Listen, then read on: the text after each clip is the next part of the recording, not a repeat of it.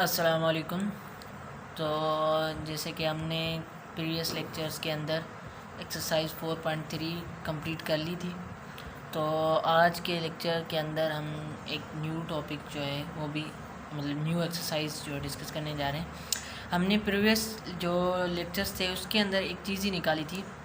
हमने जो पढ़ा था कि linear differential equation with constant coefficients, उसके अंदर हमने जस्ट एक पार्ट पढ़ा है, अभी तक दूसरा पार्ट जो पर्टिकुलर इंटीग्रल वाला नहीं पढ़ा। हमने बताया था कि जनरल सॉल्यूशन जो लीनियर डिफरेंशियल इक्वेशन का जो है निकालने के लिए हमें क्या निकालना होता है, CF और PI। मतलब CF मतलब कॉम्प्लीमेंट्री फंक्शंस एंड PI मतलब पर्टिकुलर इंटीग्रल। तो अब तो CF तो हमने सारा मेथड्स जो था उसके रिलेटेड जो 4.3 एक्सरसाइज हमने पूरी लेक्चर्स जो है 68, 69 और 70 लेक्चर्स के अंदर हमने पूरा का पूरा हमने उसके अंदर डिस्कस कर लिया और पूरा का पूरा हमने कवर कर दिया। तो और वो एक्सरसाइज बिल्कुल इजी थी और सिंपल थी। और आज के जो लेक्चर्स थे, लेक्चर नंबर 71 है, उसके अंदर हम आज जो है पर्टिकुलर इंटीग्रल वाला पार्ट करेंगे, किस तरह निकालते हैं। ठीक है, जैसे कि हमें पता है कि हमने जो फॉर्म बढ़ा था लीनियर डिफरेंशियल इक्वेशन, मतलब जो भी इक्वेशन होती है मतलब ये वाला पार्ट होता है, इसको कोफिशिएंट, सही है। तो ये वाला जो पार्ट था हमने डिस्कस किया था, तो ये सारा सब कुछ था। लेकिन हमने ये पूरी इक्वेशंस क्या होती है, nth ऑर्डर की होती है। अब जो पर्टिकुलर इंटीग्रल जो है निकालने का जो है सारा का सारा दारोमदार किस चीज़ पे है, सारा का सारा क्यू पे है। क्यू क्या होता है, फंक्शन ऑफ एक्स होता है फंक्शन ऑफ एक्स का फंक्शन होता है। और ये क्यू क्या हो सकता है, अलजेब्रिक फंक्शन भी हो सकता है। क्या हो सकता है, अलजेब्रिक फंक्शन। ये ट्रिग्नोमेट्रिक रेशोज भी हो सकते हैं, ट्रिग्नोमेट्रिक आइडेंटिटीज़ भी हो सकती हैं। ये अपना एक्सपोनेंटल फंक्शन भी हो सकता है। ठीक है, अब और ये एक कांस्टेंट भी हो सकता है। ठीक है, क्या कांस्टेंट भी हो सकता है। अब ये है कि अगर कांस्टेंट है, क्योंकि हमने YC वाला पार्ट कर दिया था, कम्प्लीमेंट्री फंक्शंस के किस तरह निकालते हैं उसको हमने डिस्कस करने की ज़रूरत नहीं है। तो हमारा जो है अब डिस्कस करेंगे हम कौन सा पार्ट, ये वाला पार्ट। अब अगर Q ऑफ X कांस्टेंट है, मतलब मैंने यहाँ पे जनरल नंबर ले लिया कांस्टेंट है, तो उसके हम जो YP जो निकालेंगे, जिसको हम पर्टिकुलर इंटीग्रल निकालेंगे, वो हम क्या निकालेंगे, हमारा जस्ट A निकालेंगे। इसके रिलेटेड हम एग्जाम क्वेश्चंस करेंगे ना, तब आपको हमको अच्छी तरह समझ आएगा। अच्छा, इसका हम ये ले लेते हैं क्वेश्चन नंबर, एक्सरसाइज नंबर 4 का एक प्रॉब्लम है, उसको डिस्कस कर लेते हैं क्योंकि इससे रिलेटेड ये। तो अगर हम इसको देख लें, किस क्वेश्चन को, अगर मैं इस क्वेश्चन को देखूं, क्वेश्चन एक्सरसाइज नंबर 4.1 का पहला क्वेश्चन है कि y double derivative 3y² + 2y = 6।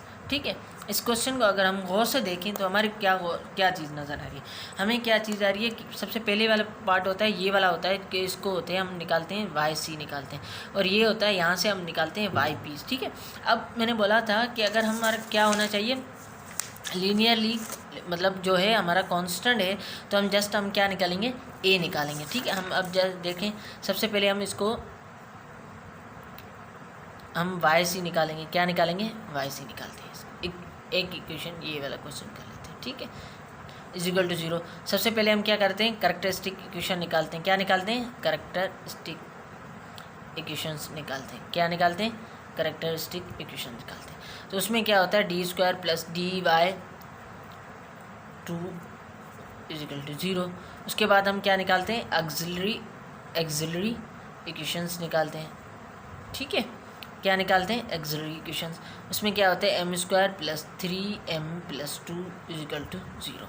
ठीक है, अब देखें, क्योंकि मैंने आपको बताया था कि हम हमेशा यूज़ क्या करें, कैलकुलेटर को यूज़ करें, ताकि आपको टाइम भी, कैलकुलेटर यूज़ करके आप यहाँ से इक्वेशंस का सोल्व निकाल दें। तो हमारी जो m जो आएगा वो क्या आ गया, m-2 और -1 आ गया। तो मेरी YC क्या हो गया, दोनों के दोनों रूट्स क्या हैं, डिस्टिंक्ट हैं। तो हम ये, क्योंकि हमारे में इस चीज़ को डिस्कस करने की ज़रूरत नहीं है मेरे को। ठीक है, तो मेरा YC निकल गया। ठीक है, अब मुझे क्या निकालना है, YP। मुझे पता है जनरल सॉल्यूशन किसके बराबर है, Q है C + YP, मतलब CF कॉम्प्लीमेंट्री फंक्शंस और पर्टिकुलर इंटीग्रल। तो हमने वाई सी तो निकाल लिया, अब क्या रह गया वाई पी। अब वाई पी यहाँ पे देखें कि क्यू जो हमारा, अब देखें ये फॉर्म क्या बन रहा है, क्यू की फॉर्म बन रहा है, ये क्यू है, मैंने बोला क्यू कांस्टेंट भी हो सकता है, क्यू अलजेब्रिक फंक्शन भी हो सकता है, क्यू हमारा क्या एक्सपोनेंशियल फंक्शन भी हो सकता है। तो यहाँ पे हमारा क्या है, क्यू कांस्टेंट है। तो क्यू कांस्टेंट के लिए मैंने बताया आपको क्या लेना है, जस्ट ए लेना है। क्या लेना है, जस्ट ए लेना है। अब ए तो निकाल लिया, अब क्या करना पड़ेगा, अब ऊपर जो इसको हम क्या नाम देते हैं, इक्वेशन नंबर 1। अब इस इक्वेशन नंबर 1 को दिया है, तो इस इक्वेशन नंबर 1 पे हम क्या करेंगे, इक्वेशन 1 में ये वैल्यूज़ पुट करनी है। वैल्यूज़ तब पुट कर सकते हैं क्योंकि हम डबल डेरिवेटिव चाहिए और सिंगल डेरिवेटिव चाहिए। हम क्या करते हैं, इन दोनों को यही चीज़ निकाल देते हैं। अगर मैं डबल डेरिवेटिव निकालूँ कांस्टेंट का, हमें पता है कांस्टेंट का डेरिवेटिव क्या आता है, 0, और 0 का मैं अगेन डबल डेरिवेटिव निकालूँ तो क्या होगा, कांस्टेंट, मतलब 0 ही आएगा। तो मैं क्या करूँगा, ये तीनों की तीनों वैल्यूज़ क्या कर दूँगा, पुट कर दूँगा इक्वेशन नंबर 1 के अंदर। क्या कर दूँगा, पुट इन इक्वेशन नंबर 1 के अंदर। क्या कर दूँगा, इक्वेशन नंबर 1 के अंदर पुट कर दूँगा। तो मुझे पता है डबल डेरिवेटिव क्या है, 0 है, plus single derivative 0 multiply constant तो 0 ही हो गया, ठीक है, प्लस 2, ठीक है 2, वाई किसके बराबर है, मतलब वाई पी, वाई की जगह पर मैं रखूँगा तो a इजिकल टू 6। तो मेरा a क्या हो जाएगा, 2a इजिकल टू 6। तो a इजिकल टू मेरा क्या हो गया, 3। तो मेरी वाई पी किसके बराबर हो गया, 3 के बराबर। अब मेरा जनरल सॉल्यूशन जो हो गया वो क्या हो गया, मेरा जनरल सॉल्यूशन क्या हो गया, हमें पता है Y C plus Y P होता है। तो वाई सी किसके बराबर है, C1 minus X plus C2 E power minus X plus 3। तो ये मेरा क्या हो गया, जनरल इक्वेशंस आ गए। तो क्वेश्चन नंबर जो है 1 बेसिकली ये है था एक्सरसाइज नंबर 1 का, ठीक है। ये मैंने जस्ट, क्योंकि अगर मैं एग्जांपल कराने बैठता तो एग्जांपल में क्या चीज़ है कि एग्जांपल में तो एज इट कैलकुलेट अपने बुक्स के अंदर किए हुए हैं, तो उसको आप करके देख सकते हैं। अच्छा जी, उसके बाद क्या है, उसके बाद अगर हम देखें इस क्वेश्चन को, अगर मेरा कोई भी लीनियर आ गया, जैसे इस क्यू जो है मेरा, यहाँ पे मैंने क्यू ऑफ एक्स लिखा हुआ है, यहाँ क्यू जो है हमारा एक्स आ गया, मतलब सॉरी लीनियर आ गया। तो लीनियर के लिए क्या होता है, ए एक्स प्लस बी, क्योंकि लीनियर का फॉर्म क्या है, यही फॉर्म है, ए एक्स प्लस बी। तो ये मेरा फॉर्म होगा। अगर हमें अब इससे रिलेटेड भी हम क्वेश्चन नंबर 3 करेंगे, क्वेश्चन नंबर 4 भी है, वो इससे रिलेटेड सारे हैं, तो उसको हम सारों को डिस्कस करेंगे, ठीक है। और अगर अब मैं देखूँ इस चीज़ को, क्वाड्रेटिक इक्वेशन है तो उसका भी ये फॉर्म है, A X square plus B X plus C, और क्यूबिक है तो X cube plus B X, ठीक है। उसके बाद साइन है, अगर साइन फॉर्म है, ये मैंने 4 जो है कांस्टेंट ले लिया है इधर, यहाँ पे कोई भी हो सकता है, कुछ भी हो सकता है, B C D A F X Y Z, ठीक है। तो उसमें क्या होगा, ए कॉस एक्स, फर्स्ट में कॉस एक्स आएगा, सेकंड में क्या है प्लस बी साइन एक्स, और अगर कॉस है तो भी वही फॉर्म है। अच्छा जी, अगर एक्सपोनेंट फॉर्म है, अगर एक्सपोनेंटल फॉर्म है तो क्या होगा, उसके आगे सिर्फ क्या होगा, A into E exponential form, as it वही सेम होगा, ठीक है। अच्छा जी, अगर लीनियर और कांस्टेंट साथ, लीनियर एक्सपोनेंटल फंक्शन साथ है, हमें पता है जो है लीनियर, हमने अभी भी डिस्कस किया, क्या किसके बराबर है, ए एक्स प्लस बी है। तो यहाँ पे क्या लिखेंगे, एक्स प्लस बी, उसके बाद क्या लिखेंगे, E power exponent function as it लिखेंगे। अच्छा, अपनी क्वाड्रेटिक इक्वेशन है तो हम क्या करेंगे, क्वाड्रेटिक इक्वेशन वाला फॉर्म लिखेंगे, उसके बाद ई पावर जो है एक्सपोनेंट फंक्शन जो भी है एज इट लिखेंगे। अच्छा जी, अगर एक्सपोनेंट फंक्शन ट्रिग्नोमेट्रिक फंक्शन के साथ आ गया तो क्या लिखेंगे, हमें पता है अगर हम ट्रिग्नोमेट्रिक फंक्शन को देखें, अगर ट्रिग्नोमेट्रिक फंक्शन है तो उसका हमने x 4x plus B sign 4x लिखा है, क्योंकि 4 में नहीं आना क्या हुआ थे, ठीक है। अच्छा जी, अगर मैं यहाँ पे इसके साथ एक्सपोनेंट फंक्शन ले लूँ, इसके साथ, तो सिर्फ मैं एक्सपोनेंट फंक्शन इन दोनों के साथ मल्टीप्लाई करूँगा, ठीक है। अगर एक्सपोनेंट ट्रिग्नोमेट्रिक फंक्शन के साथ लीनियर, अपनी लीनियर इक्वेशन आ गई, मतलब सॉरी लीनियर नहीं, क्वाड्रेटिक इक्वेशन आ गई। अब अगर मैं यहाँ पे देखूँ, अगर मैं देखूँ क्या है, यहाँ पे मेरे ट्रिग्नोमेट्रिक फंक्शन देखूँ तो इसके साथ क्या है, कुछ भी नहीं है, मतलब 1 है, 1 क्या होता है, हमारा कांस्टेंट होता है, ठीक है। अगर मेरा इसी तरह तो हमारे, तो हम मैंने क्या बोला कि कांस्टेंट है, तो हमारा क्या था, ए था, ठीक है। ए फिर क्योंकि दूसरा ट्रिग्नोमेट्री तो बी आ गया। तो इसी तरह यहाँ पे क्वाड्रेटिक आ गए, तो इसका मतलब क्वाड्रेटिक फॉर्म में यहाँ सिर्फ क्वाड्रेटिक फॉर्म, फिर वही एंगल, ट्रिग्नोमेट्री क्वाड्रेटिक फॉर्म वही एंगल, ठीक है। अगर तीनों चीज़ आ गई तो तीनों चीज़ों में क्या आ गया, अब देख लीनियर भी आ गया और कांस्टेंट अपना एक्सपोनेंट फंक्शन भी आ गया, ट्रिग्नोमेट्री फंक्शन आ गया। तो बस कुछ भी नहीं करना, बस एज इट इसी तरह लिखना है। तो हम चलते हैं अपनी एक्सरसाइज की तरफ और उसी को हम डिस्कस करते हैं ताकि हमारे को वो चीज़ें क्लियर हो जाए, ठीक है।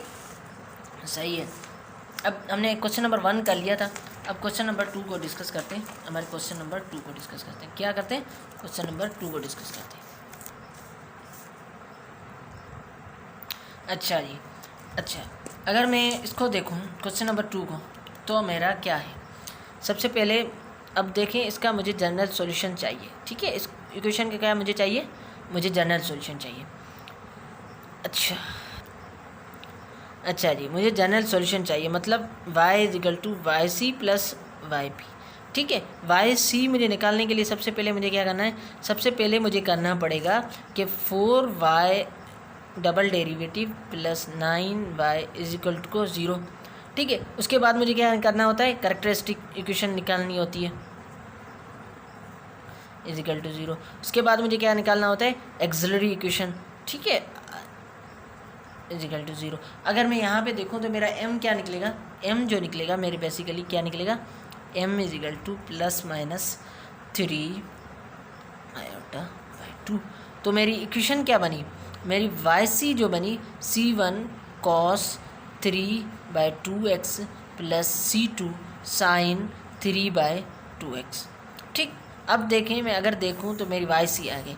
अच्छा जी, अब मुझे रह गया YP। मुझे पता है YP अगर कांस्टेंट है तो मैंने आपको पता है क्या लेंगे, YP कांस्टेंट है तो मैं सिर्फ A लूँगा, ठीक है। तो अगर इसको मैं देखूं तो डबल डेरिवेटिव निकालने पड़ेगा, क्योंकि तो ये इसका फर्स्ट डेरिवेटिव 0, डबल डेरिवेटिव क्या हो गया 0, इन दोनों को मैं पुट करूँगा, ठीक है। 0 + 9a, क्योंकि y की जगह पे मैं क्या लिखूँगा, a लिखूँगा, = 15। तो मेरा a की वैल्यू क्या आ गई, a की वैल्यू क्या आ गई 5/3, सही। तो मेरी y = YC + YP, ठीक है, क्या आएगा YC + YP। तो YC क्या है मेरा, C1 cos 3/2x + C2 sin 3/2x plus, अब यहाँ पे मेरी YP = 5/3। तो मेरा क्या हो गया 5/3। तो ये मेरा लेक्चर नंबर कौन सा ख़त्म हो गया हमारा, यहाँ पे लेक्चर्स इसको हम करते हैं एंड, एक्सरसाइज मतलब क्वेश्चन नंबर 2 को, और आगे हम नेक्स्ट लेक्चर्स के अंदर इसको डिस्कस करेंगे एक्सरसाइज को, ठीक है।